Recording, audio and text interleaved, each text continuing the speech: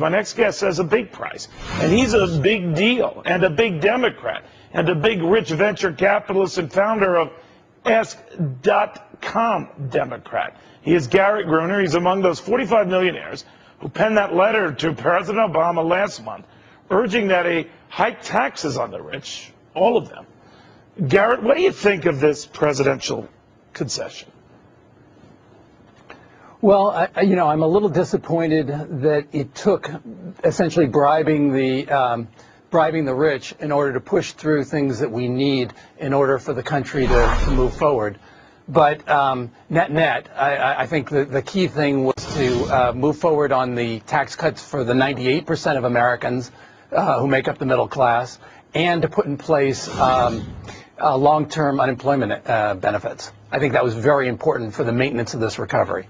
Now, there are a lot of people in the Democratic leadership, as you know, Garrett, who are protesting this, even threatening to vote against this, even if it embarrasses the president, because they say he folded. Did he fold?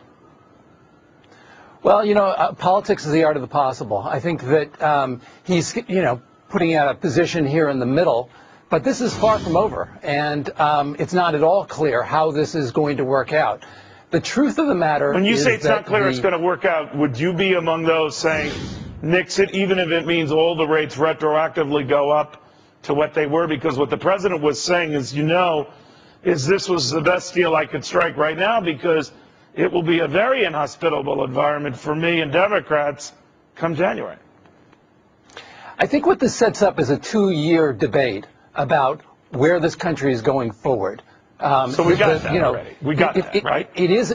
Well, we've had the first year of what is going to be an extended debate up to 2012. And the Republicans have come out of this as the party that's willing to put the middle class at risk in order to take care of the upper 2%. I'm not sure that's a great place to be in the long run. And I know that's your view. Last time I was here. All right, Garrett, I know that's your view, but the American people seem to have said in the midterm election, and in states that actually looked at surtaxes on millionaires, like Washington State, where they were overwhelmingly rejecting this notion, that even people who are nowhere near that top 2 or 3% reject on face value the idea that you could tax your way to fairness or recovery. Well, back during the Clinton years, the marginal tax rates were much higher and growth was much higher. During the Eisenhower administration, they were 3 times as high. And as I told you last time I was here, none of the investments that I've ever made has had anything to do with marginal tax rates.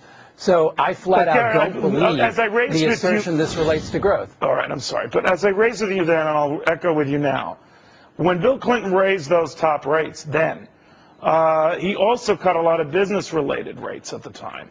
And we do know in retrospect, and something you know very personally, the Internet boom was beginning to unfold, and tax rates or no, it was about to blossom. And it did. And we do know that the high rate notwithstanding, when President Clinton was leaving office, a recession was gripping. So then there's the facts. The NASDAQ was cut in half. Internet stocks were washed away. And all of this occurred with that top rate.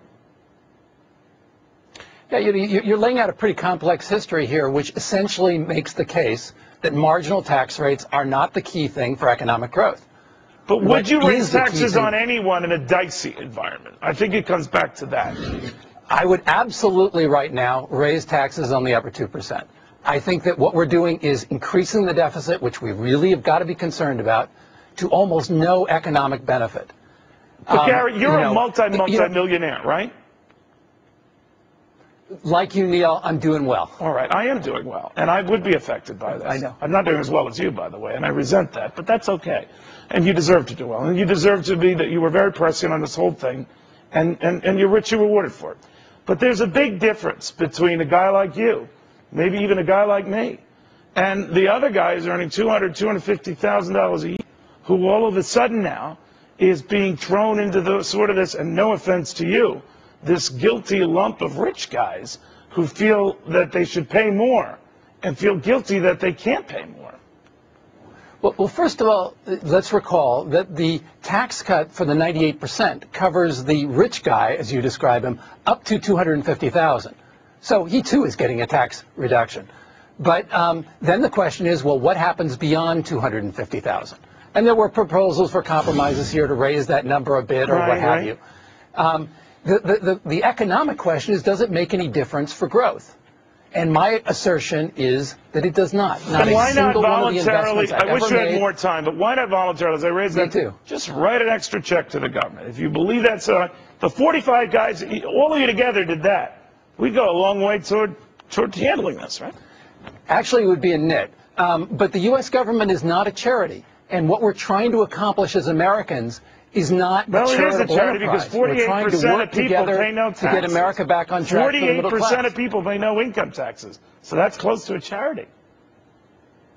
Well, but the 1% of Americans got 23.5% of all the income in 2007. That's the reason we have a big economic problem. 45% of the taxes. But the last time 23.5% went to the upper 1%, we had a depression. And guess what? We're having it all over again. This is the key economic issue that underlies this debate. Gotcha. Well, we can agree or disagree. I hope never disagreeably. Garrett, very good.